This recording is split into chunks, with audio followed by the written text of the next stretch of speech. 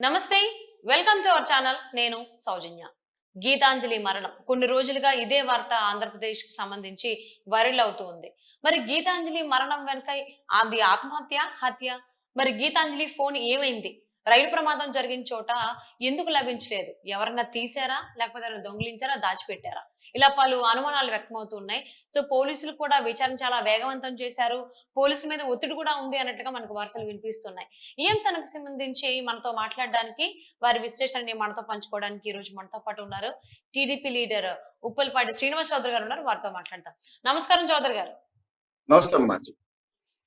So Gitanjali మరణం వెనుక అంతా టీడీపీ శ్రేణులే ఉన్నారు. అంటే సోషల్ మీడియాకి సంబంధించిన వాళ్ళు చేసినటువంటి ట్రోల్స్ వల్లే తన ఆత్మహత్య చేసుకుంది అనేటువంటి వార్త వైసీపీ వాళ్ళు చాలా ఎక్కువగా తీసుకొస్తున్నారు జనాల్లోకి. తీరా చూస్తే గీతాంజలి మరణం అంటే రైలు ప్రమాదం జరిగిన చోట తన ఫోన్ కనిపించలేదు పోలీసులకి. సో తన ఫోన్ ఏమైనట్టు, అక్కడ ఏంటి అని చెప్పేసి చాలా అనుమానాలు వ్యక్తమవుతున్నాయి. సో మరి ఏమంటారు ఈ అంశానికి సంబంధించి? మొదట మీకు మన ఛానల్ వీక్షకులకి నా నమస్కారాలు.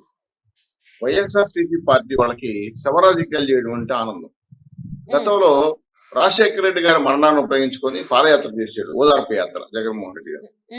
ఆ తర్వాత 2014 2019లో వివేకానంద రెడ్డి హత్య పైన శవరాజకీయాలు చేశారు మన జగన్మోహన్ రెడ్డి గారు. ఇప్పుడు గీతాంజలిని పావుగా ఎరగేశారు. నేను మా గీతాంజలి గారి ఫస్ట్ వీడియో ఈ నెల 5వ తారీఖున ఆవిడ వచ్చి మాట్లాడిన వీడియోను చూశాను. ఆ తర్వాత జరిగిన అంశాలు కూడా కొద్దిగా పరిశీలించాను. అంత పెద్దగా లేకపోయినా పూర్తి స్థాయిలో పరిశీలించాను. తర్వాత వాళ్ళ హస్బెండ్ వాయిస్ కూడా విన్నాను, ఫోన్ కాల్ వాయిస్. నేను గమనించింది ఏంటంటే 5వ తారీఖున అమ్మాయి దగ్గర వీళ్ళు అమ్మఒడి, అదేవిధంగా ప్లాట్ ఇచ్చాం, ఇల్లు ఇచ్చాం అని చెప్పించారు. చాలా కాంట్రవర్షియల్ గా కూడా చెప్పారు. సరే, ఆ అమ్మాయి పాపం నాకు తల్లి చెల్లెలు ఉన్నారు, బిడ్డలు ఉన్నారు, నా స్థాయిలో ఆడవాళ్ళు నా కుటుంబంలో కూడా ఉన్నారు. కాబట్టి ఈ ట్రోల్ చేయటం అనేది ఎక్కడ స్టార్ట్ అయింది? ఇప్పుడు ఆవిడ దగ్గర చెప్పించింది ఎవరు? ఆవిడ వైకాపా సిద్ధం సభకి వెళ్ళినప్పుడు బయటకు వచ్చి ఏదో అవార్డులు ఇచ్చారో చెప్పారు. ఆ అవార్డులు పట్టుకొని అదేవిధంగా ఆవిడ పట్టా ఇచ్చినట్టు పటాకైతే తీసుకొచ్చి చూపిస్తూ సంబంధించి తనకి ఇల్లు కేటాయించడం జరిగింది, తనకి ఇల్లు వచ్చిందని చెప్పని వెనక సభకు సంబంధించినటువంటి ఎన్విరాన్మెంట్ కూడా మనకు కనబడుతుంది. వెనకాల సభకు సంబంధించిన చైర్లు గాని, వెనకాల అవన్నీ కనబడుతున్నాయి, బారికేడ్స్, ఫ్లెక్సీలు ఇవన్నీ కనిపిస్తూనే ఉన్నాయి. 100% వైకాపా వాళ్ళే తీశారు ఆ వీడియో. ఆవిడ దగ్గర చెప్పించారు, ఆ స్క్రిప్ట్ కూడా ఇచ్చారు. ఎట్లంటే 5 సార్లు అమ్మఒడి వచ్చిందని, నాకు ఇల్లు ఇచ్చేశారని, నాకు రెంట్ మిగిలిపోతుందని, కొంత ఫిక్స్డ్ డిపాజిట్ వేసుకున్నాను. ఎలా 5 సార్లు? అసలు 4 సార్లు ఇవ్వలేదు కదా. ఇవన్నీ కాంట్రవర్షియల్ ఇష్యూస్. సరే, ఏం మాట్లాడిందో వాళ్ళ ప్రచారం కోసం ఆడబిడ్డనే వాడుకున్నారు. ఆ అమ్మాయి దగ్గర చెప్పించారు. తర్వాత 7వ తారీఖున యాక్సిడెంట్ అయింది. 10వ తారీఖున సజ్జల భార్గవ్ గారు పోస్ట్ చేశారు. 11వ తారీఖు ఆవిడ చనిపోయింది. సో 5వ తారీఖు చెప్పిన వీడియో 7వ తారీఖు యాక్సిడెంట్ అవడం అయింది. 11వ చనిపోతే 10వ తారీఖు ముందు రోజు ఎలా పోస్ట్ చేస్తారు నాకు అర్థం కాలేదు. ఇది కొంత కాంట్రవర్షియల్ గా అనుమానాలకు తావుతీసింది. తర్వాత వాళ్ళ హస్బెండ్ ఒక ఛానల్ ఇంటర్వ్యూ ఇస్తూ నేను ఆ వాయిస్ విన్నాను.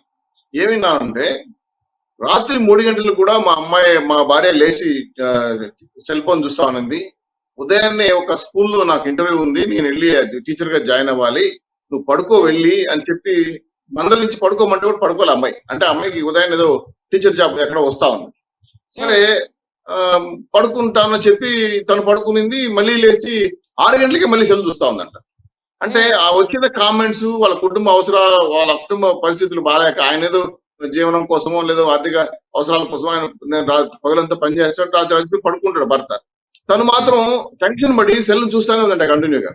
అది అతను చెప్పిన మాట. సరే, ఎవరు చేశారు ఈ హత్య అని కూడా మా మీడియా మిత్రులు అడిగాడు. తను ఒకటే మాట అన్నాడు, ఏ పార్టీకి సంబంధించిన కాదండి మేము, మాకేదో వచ్చింది ఆవిడ చెప్పింది. కానీ ఒక 2-3 వ్యక్తులు, కొంతమంది వ్యక్తులు ఆ వీడియోని ట్రోల్ చేయటం అనేది తన సెల్లో నుంచి పెట్టలేదు. వీడియో ఎవరి సెల్లో నుంచి వీడియో పెట్టారు. ఆ సెల్కి కామెంట్లు చూస్తా ఉంది. ఆ కామెంట్ లో చాలా చెప్పుకోలేని విధంగా జుగుత్సాకరమైన కామెంట్స్ పెట్టడం అని చూసి బాధపడింది. నాకు కూడా కొన్ని 1-2 చెప్పింది. కానీ నాకున్నే పని ఒత్తిడిలో తెలిసి నేను జీవనోధానికి వెళ్ళాలి కాబట్టి నేను ఆ పనిలో పడిపోయినాను. తనకి ఇంటర్వ్యూ ఉందంట, మార్నింగ్ ఏదో స్కూల్కి పిలిచారంటే టీచర్ జాబ్ ఇస్తామని. తను మీరు ఆ పని చూసుకోని చెప్పి నేను వెళ్ళిపోయినానని చెప్పాడు. సరే, చనిపోయిన తర్వాత నీకు ఫోన్ చేసిందా అని అడిగారు. చనిపోయే ముందు నాకు ఫోన్ చేసి అని చెప్పాడు భర్త. ఆ వాయిస్ మీరు కావాలి వినండి. నేను రైల్లో పోతున్నాను, నాకు పరిస్థితి బాగాలేదు, పిల్లల్ని బాగా చూసుకో అని చెప్పి నేను నీకు ఎవరిని బాధ పెట్టను అనే మాట పర్టికులర్ గా చెప్పిందని చెప్పి తన భర్త చెప్పాడు. సో నాకు అర్థమైంది ఏంటంటే ఈ శివరాజకీయాలు ఇది నాకు అర్థం కాలేదు. ఒకటి, తను నీ పార్టీ కోసం మీ ఏదో మీ జనాలకు ఇచ్చిన సంక్షేమ కార్యక్రమంలో భాగంగా అమ్మాయికి వచ్చినచ్చు. ఆ అమ్మాయి వీడియోని తీసుకొచ్చి ఎవరు పోస్ట్ చేస్తారు ఆ అమ్మాయి అనుమతి లేకుండా? తర్వాత సోషల్ మీడియాలో మీరు గమనించారు లేదు, చాలా ఫేక్ లెటర్లు, అదేవిధంగా షర్మిల గారి యొక్క తలం తీసి వేరే బాడీకి అటాచ్ చేయటాలు, వ్యక్తిగత హననం చేయటాలు, ఇవి ఎక్కువైపోయాయమ్మా. తర్వాత సోషల్ మీడియా గమనిస్తే వైకాపా సోషల్ మీడియాలో ఉన్నటువంటి పోస్టులను చూశాను చాలా సార్లు. గీతాంజలి గారి మీద చేసిన ట్రోల్స్ కానీ ఐపీ అడ్రస్ మరి నేను మాట్లాడుతాను స్ట్రైట్ గా మిమ్మల్ని. ఈ రాష్ట్రంలో ముఖ్యమంత్రి గారు, పోలీసులు, సైబర్ క్రైమ్, అదేవిధంగా సిబిసిఐడీలు ఉన్నారు. ఎక్కడో వైజాగ్ లో ఒక ముసలావిడ ఏదో పోస్ట్ ట్రాన్స్ఫర్ చేసింది వాట్సాప్ లో, ఫేస్బుక్ లో కూడా పెట్టాడు. తెల్లవారి కల్లా వెళ్ళి ఆవిడకి నోటీసులు ఇవ్వకుండా పెద్ద తీసుకుని జైలు పెట్టారు జగన్మోహన్ రెడ్డి గారి ప్రభుత్వంలో. అంటే జగన్మోహన్ రెడ్డి గారిని ఏదో అన్నదని ఆ పెద్ద తీసుకుని జైలు పెట్టారు. మరి ఇంత ఫాస్ట్ గా పనిచేసే సైబర్ క్రైమ్ 5వ తేదీ చేసిన ప్రకటన 7 ఆత్మహత్య ప్రయత్నం చేస్తే, 11 పోస్ట్ చేస్తే 10 చనిపోతే ఈ ఐపీ అడ్రస్లు ఏమయ్యాయి? ఏ కంప్యూటర్ నుంచి పోస్టింగ్ జరిగింది, ఏ సెల్ నుంచి మార్ఫింగ్ జరిగింది, ఎవరు దీన్ని కామెంట్ చేశారని పైన స్పష్టత లేకుండా అసలు గవర్నమెంట్ ఏమైనా గుడ్డుకూరానికి పళ్ళు అవుతుందా?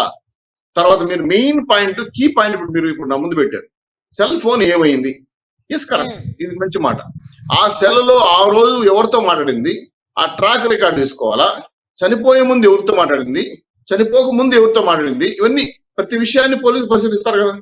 అసలు కీ పాయింట్ ఏమన్నా సెల్ ఫోన్ ఎందుకు మాయమైపోతుంది? పోలీసులు తెలియకుండా ఫోన్ దొరకకపోయినా తన ఫోన్ నెంబర్ ని బట్టి కూడా, సో తన లాస్ట్ కాల్ ఎవరికి చేసింది, ఎవరికి ఎంతసేపు మాట్లాడుతుంది అనేటువంటి విషయం కూడా చాలా ఈజీగా తెలుసుకోవచ్చు ఇప్పుడున్నటువంటి టెక్నాలజీ ప్రకారం అయితే. బట్ దానికి సంబంధించి కానీ ఎటువంటిది మనకి కనిపించట్లేదు బయటికి.